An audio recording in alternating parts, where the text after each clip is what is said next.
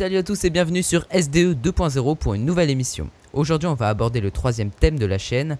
On a déjà fait des interviews, des news, maintenant place au logiciel. Le premier logiciel dont nous allons parler n'est pas vraiment un logiciel, en fait c'est un site qui utilise un système du cloud computing, c'est-à-dire l'informatique dématérialisée. Ce système permet d'accéder à vos données n'importe où sans avoir besoin d'une clé USB qui se perd facilement d'ailleurs. Vous avez juste besoin d'une connexion internet. Ce principe de stockage de données en ligne est utilisé par de nombreux sites et applications comme Google Drive, Dropbox ou même iCloud du côté d'Apple. Mais aujourd'hui nous allons parler d'un cas particulier du cloud computing, nous allons parler du codage en simultané grâce à Stippy. Et pour parler de Stippy, je suis en compagnie de Rémi alias ColtKnife2 que vous avez déjà pu découvrir dans une de nos interviews. Salut Rémi.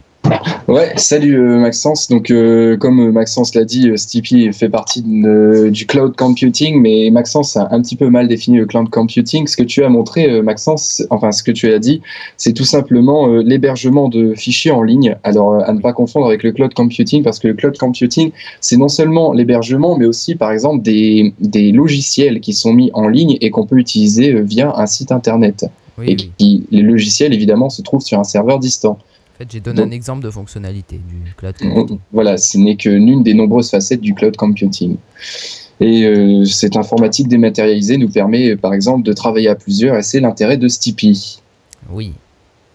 Alors, Stippy, peux-tu nous présenter Stippy dans ses grandes lignes, tout d'abord? Dans les grandes lignes, Stippy, à la base, a suivi l'exemple de beaucoup de logiciels du même type se trouvant sur Internet. L'idée, c'était qu'on puisse éditer du texte en même temps, à plusieurs personnes sur un fichier. Donc, c'est-à-dire, il y aurait une personne maître d'un fichier qui va créer un fichier. Elle va inviter des partenaires à venir se connecter sur l'adresse où il a créé ce fichier, et tous ensemble, ils vont pouvoir écrire du code, écrire un texte en même temps. Ce qui peut être efficace pour la création d'articles, la création d'une page web, en programmation. Notamment en programmation, Stippy c'est très orienté en fait sur la programmation puisqu'il vous donne des aides, une coloration syntaxique et nous permet donc d'agir plus efficacement tous ensemble. Donc voilà, l'idée c'est que Stippy fait partie d'un grand ensemble, en fait fait partie d'une catégorie de logiciels qui est édité en temps réel et tous ensemble. Et c'est ça le principe de Stippy. D'accord. Alors, quelles sont les fonctionnalités de Stippy? Alors, ces spécificités sont qu'on puisse définir un type de texte. Donc, par exemple, là où nous trouvons, aucun type de texte n'est défini. Par exemple, je vais mettre des balises HTML comme si je créais un document web. Donc là, je précise que c'est ColtKnife qui est en train d'écrire. Oui, je suis en train d'écrire. Mais d'ailleurs, on peut mettre en couleur l'écriture avec les deux petites étiquettes. Donc, j'invite Maxence à cliquer dessus. On peut voir que c'est moi qui écris. Et en haut à droite, on peut voir mon nom et ma couleur. C'est-à-dire ColtKnife2, la couleur en bleu. Je suis en vert et ColtKnife est en bleu. Alors, ce qui est assez efficace, ce qui est assez intéressant aussi, c'est que si par exemple, on se déconnecte, donc par exemple, Maxence va passer un autre fichier. Voilà. Et si je continue à écrire et que Maxence revient, il pourra voir qui a été l'auteur de la ligne qui a été écrite. Donc Maxence, je t'invite à revenir à nouveau. C'est fait. Donc voilà. C'est écrit en vert. Non. En bleu. Donc, pour moi c'est en vert. Pour toi c'est en vert. Pour moi c'est en bleu. Bon, c'est chacun sa couleur évidemment. Et donc on peut savoir qui a écrit telle ou telle ligne. Donc ça c'est l'un des premiers grands aspects et intérêts de Stippy, c'est on peut voir qui a fait telle ou telle connerie. Tout simplement. Ensuite, un autre aspect intéressant, et là c'est vraiment spécifique à Stippy, il ne partage pas ça avec les autres, c'est entre les petites, le slash entre crochets qui nous permet de définir le type de document. Donc vous voyez ça passe du texte simple au C++, au C dièse, ColdFusion, CSS, JavaScript, etc. Donc là on va définir le document comme étant HTML. Et la syntaxe va se faire toute seule. On peut voir que les balises se sont coloriées. Et maintenant, si je tape le début d'une balise, l'autre va se compléter automatiquement quand je vais la fermer. Donc Stippy nous aide à mettre en structure un texte de programmation, puisque Stippy s'est orienté sur la programmation. D'accord. Après, on peut choisir son thème. Donc, juste à côté de, par exemple, si je conseille Maxence de prendre Crimson pour tester un petit peu. Donc, Crimson, c'est celui de base. Mais après, il y en a comme Monokai qui sont complètement moches. Mais bon, c'est pas grave. Chacun a sa petite préférence. Donc, on peut vraiment mettre les couleurs qu'on veut. On peut choisir de voir le numéro des lignes. Donc, là, je pense que par défaut, vous voyez la ligne. Enfin, le numéro des lignes. Ouais. Si je crée une nouvelle ligne, boum, on voit les numéros, numéro 22. Ce qui est assez pratique, genre pour dire oui, il y a une erreur ligne 22, etc. Mais surtout, une des autres grandes forces de Stippy, que par contre là il partage avec les autres logiciels, c'est qu'on peut utiliser une caméra, donc j'invite Maxence à la montrer, pour revoir toutes les actions qui ont été faites depuis la création du document. Alors on va aller sur une autre page HTML. Hop. Il faut attendre que ça charge. Donc je sais pas sur laquelle tu es allé, sur Score Tennis. Un Score Tennis, très bien. Donc je fais play et on voit toutes les dernières modifications qui ont été faites. Depuis la création du document même. Oui. C'est-à-dire vraiment de 1 jusqu'à 1600. Alors évidemment, quand c'est beaucoup trop long, on va pas forcer les gens à tout regarder. Mais tu peux montrer qu'on peut cliquer n'importe où sur la barre pour avoir... Oui. Là, comme ça, on peut cliquer vraiment n'importe où, on peut revoir. On a fait beaucoup de copier-coller, c'est pour ça qu'il y a beaucoup de mêmes couleurs, etc. Et on peut voir vraiment toutes les actions qui ont été faites par chaque personne. Et c'est très intéressant. Voilà. Alors, ensuite, une autre force vraiment de Stippy, c'est surtout notamment quand on veut coder en HTML, c'est qu'il y a un petit œil qui nous permet de voir à peu près à quoi ressemble la page. Donc évidemment, c'est jamais à 100% exact, il vaut mieux copier, coller et lancer dans son propre navigateur pour voir le vrai résultat, mais ça donne une petite idée de ce qu'on est en train de faire. Oui, il ne prend pas en compte le CSS par exemple.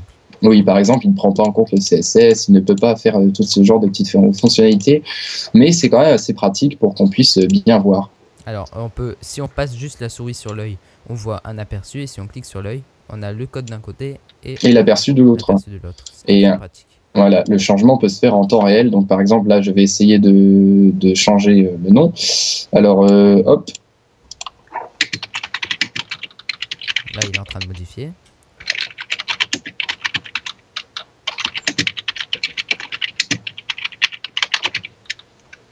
Bon, par exemple, j'ai tapé un peu n'importe quoi, voilà. Mais vous voyez que la modification se fait en temps réel à la fois dans le code et tout simplement dans le texte. Voilà, que l'on fait. Donc, grands avantages de Stippy, c'est tout ce qui est pour la programmation, c'est vraiment une aide sympathique, mais évidemment, ce sera jamais aussi efficace qu'un logiciel comme Notepad++, qui est vraiment une bonne aide à la programmation. Et comme les débuggers qui nous permettent de voir nos erreurs. Mais ici, ça ne fait que mettre en couleur, en syntaxe, etc.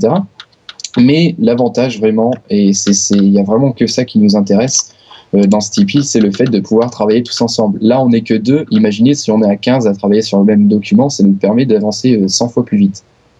Au lieu de devoir partager. Même si on n'a pas Skype, etc., il y a un chat à côté. Oui, un chat intégré. Alors là, je suis dans Stippy exemple. Moi aussi.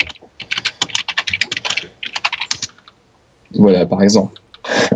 Un chat qui nous permet de discuter et d'écrire des conneries.